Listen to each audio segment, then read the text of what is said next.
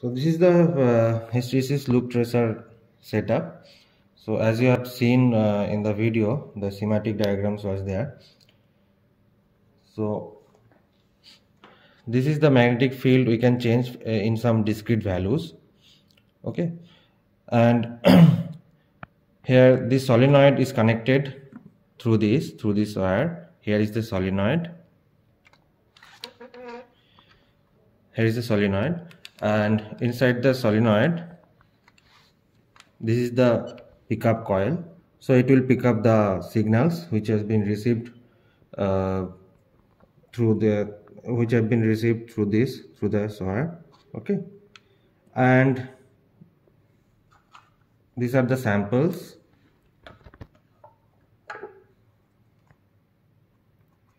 These are the three standard samples. So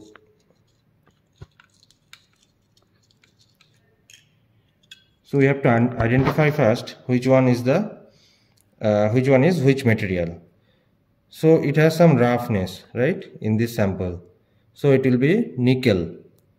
Are you able to see the roughness in this sample? No, sir.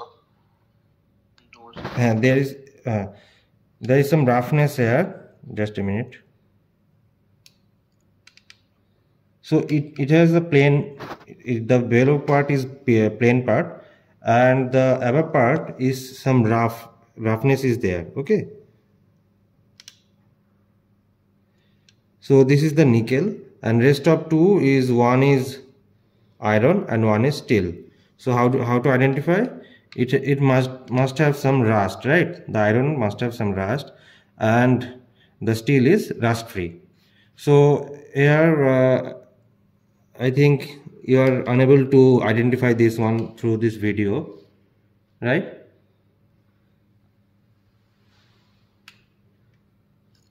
So this is the iron sample, and this is the steel sample. So we'll put the samples in the pickup coil. Okay.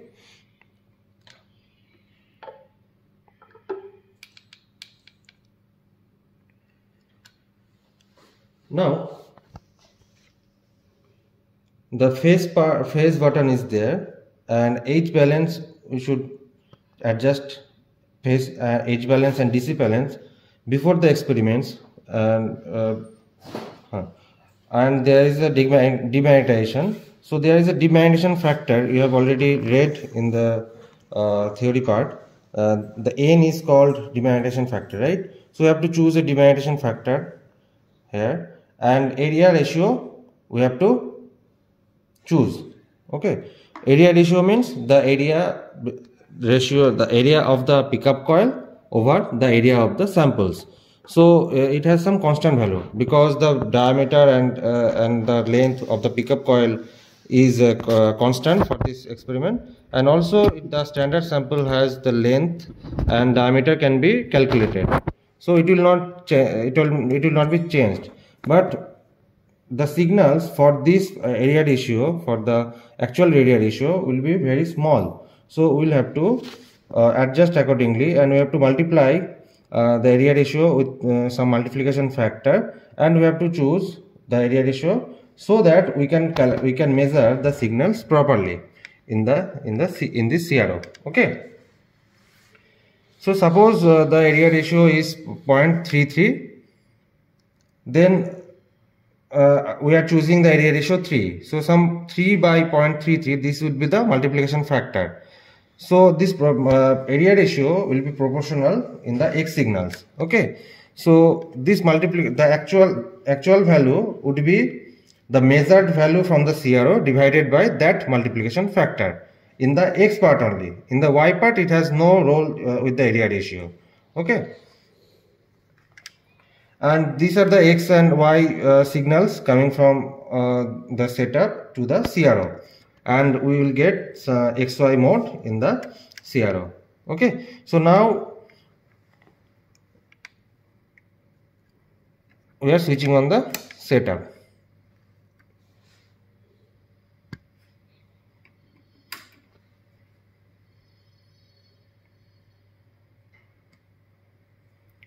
How to measure in a CRO? It was discussed in the NMR experiment, right?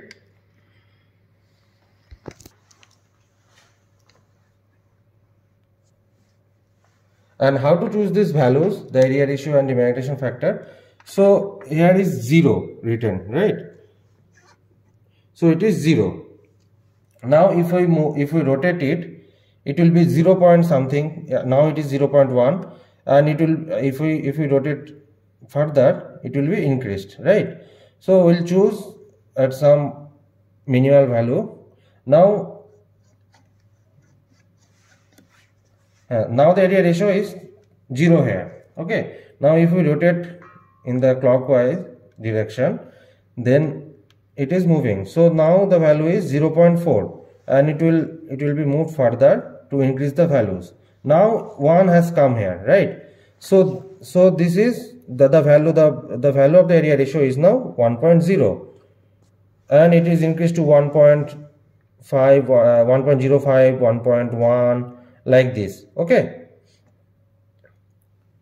now to measure the value of G0, capital G0, what we'll have to do, we have to do the experiments without the sample, right?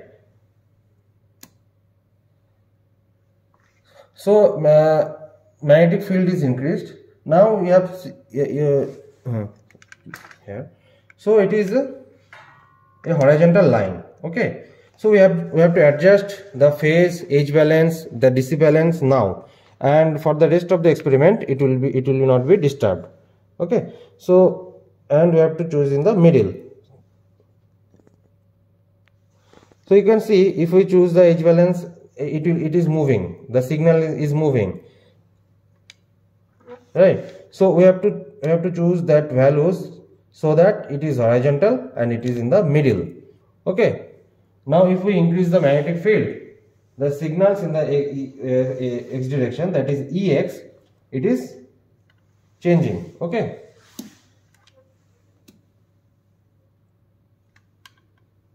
now see, there is no particular line, there are two lines here. So you have to adjust the phase here so that it will become a single line, single horizontal line.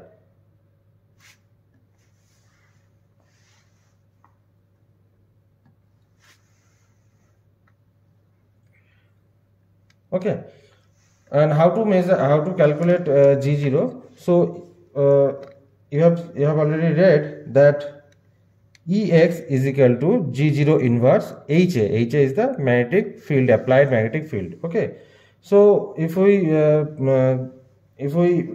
can calibrate the value of G0 from this setup by applying the magnetic fields, and corresponding Ex will be measured. Okay, now if we draw a graph, then from the slope we can calculate the value of G0. But here the value of G0 will be supplied in the data in millimeter, Gauss per millimeter, as well as in the Gauss per volt. Okay, now the magnetic field is now off, and where we'll put the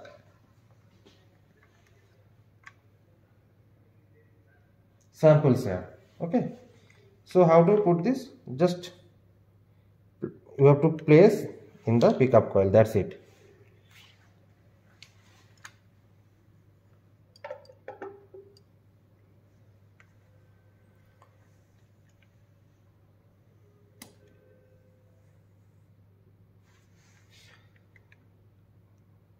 Now we have increased the magnetic field to a discrete value 31. So it is not a continuous magnetic field. We can apply only through some discrete values. Okay, now the value is 31. It is the it is in Gauss, and the value is RMS value. Okay, now you can see the signals here.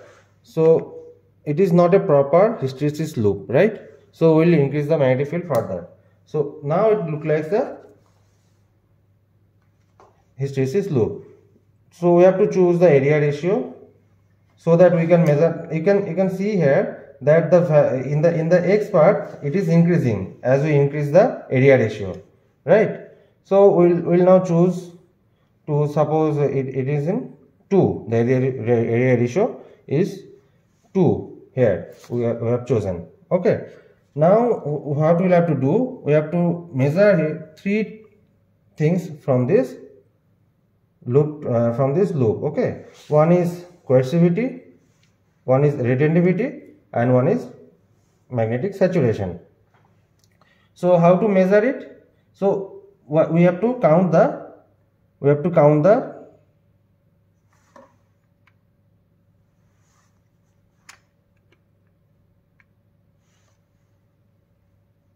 divisions here. Okay, so it is in 0, and if we have to measure this loop, so it will be 2 into the loop width, right?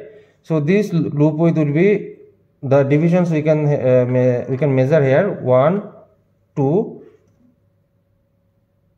1 2 3. So the measure value is 3 units in mm. Okay, now if I have to measure it in volt, so the volt for divisions in channel 1, okay, is 0.5 volt. So the big regions, the value of big regions is 0.5. So one small unit it has a value of 0.5 divided by 5.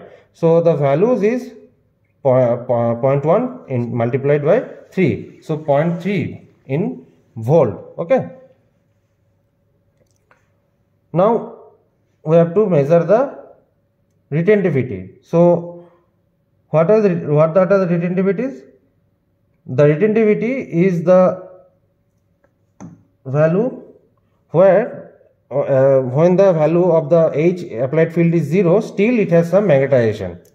Okay, so this value from 0, this value is retentivity, but we will measure the loop width and divided it by 2. Okay, so this value we have to be in the middle, exactly middle, and we have to measure the units, small units here. So it is 1 2 3 4 5, right? So 5 units in the y-axis is there in the retentivity. And for measuring the values of magnetization, we have to shift it here. So in the upper part it is 1 2 3 4 5 and 6, 7 units are there. So and below 1 2 3 4 5 6 7 are there. So 14 units are there in the magnetic saturation. Okay, so for a particular magnetic field, so here 63 Gauss we have applied, we have to measure 3 quantities from this loop. Now we will have to increase the magnetic field and do the same thing from the loop. Okay, so we are increasing, and the shape of the signals is now different. Okay, so how to choose the saturation here? Because the coercivity, the x position, the value, the measured value would be no problem, but here you can have the confusion. So where to take the values for magnetic saturation? So where this is meeting, where the two lines are meeting, we have to take from that position. Okay, so from this position to this position where these two lines are meeting. Okay, so here in the upper part the values is 1 2 3 4 5 6 7 8 9. Okay, so it has crossed 9, but it has not touched that line of 10 division, so it will take 9.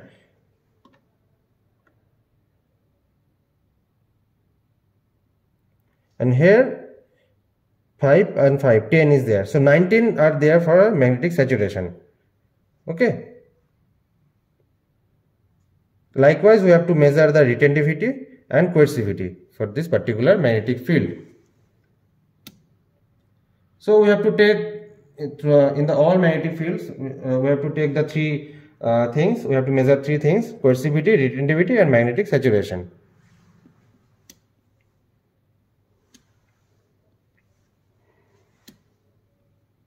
Okay, So for a single sample we have to measure these things, okay, and we have to calculate these things from drawing the graph. In the x-axis magnetic field we have to plot, and in the y-axis we have to plot coercivity, retentivity and magnetic saturation, and we have to take the asymptotic values and measure the calculate the coercivity, retentivity and magnetic saturation as the formula given in the manual. Okay, and the whole terms in that formula is described in the video in the first part. Okay, now the magnetic field is 0 and we have to replace the samples.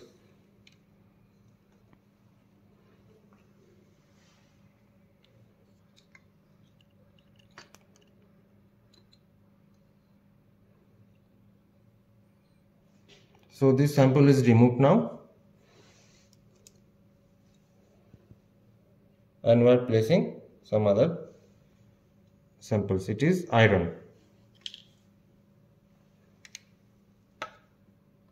and we are placing in the solenoid.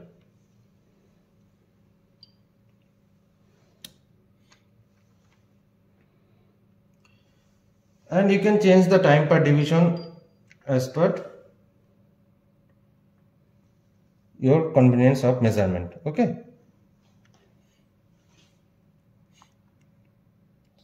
so in the y part is you can change. Okay, now we have increased the magnetic field. The magnetic field is now 63, and you have also get this similar type of loops for this sample. Okay, so after applying the magnetic fields which is available here, you have to measure the same things as we have measured for the previous samples. Okay, so coercivity, retentivity and magnetic saturation.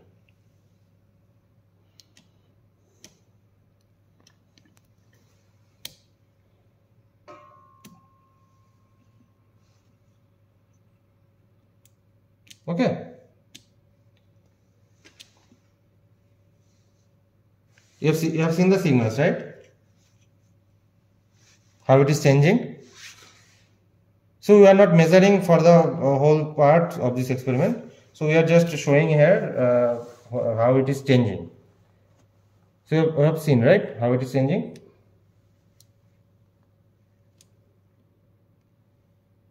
Okay. Now let me off the magnetic field and change the samples again.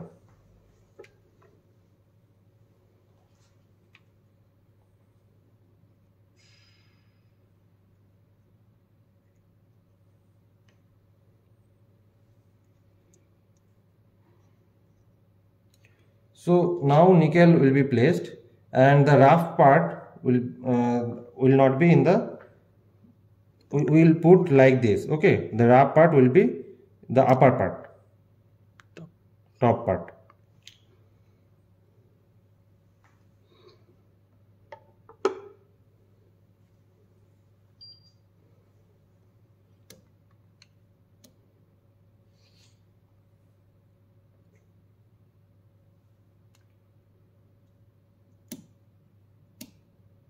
Now this is the signals for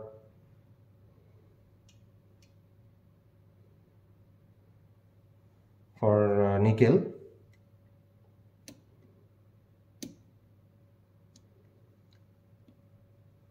Now from here it is been saturated, right? So we have to take this plot, this point as the saturation point. Okay, where it is meeting.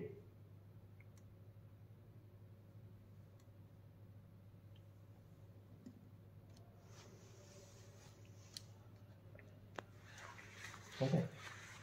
Now the area ratio is 2 and the value of the area ratio will be something else, right? So there is some multiplication factor in the area ratio.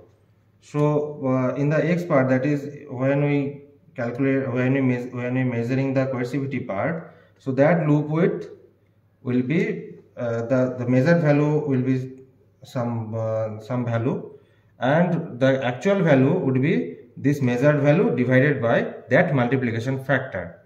Okay, and in the y part it will be same as it is measured, because the area ratio is only proportional in the x region. Ex is proportional to the area ratio. So if we increase the area ratio, you can see that the x is moving but the y is being same, right?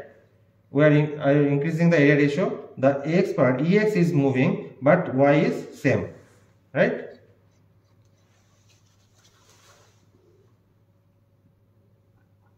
Okay, so this is the things for hysteresis loop tracer.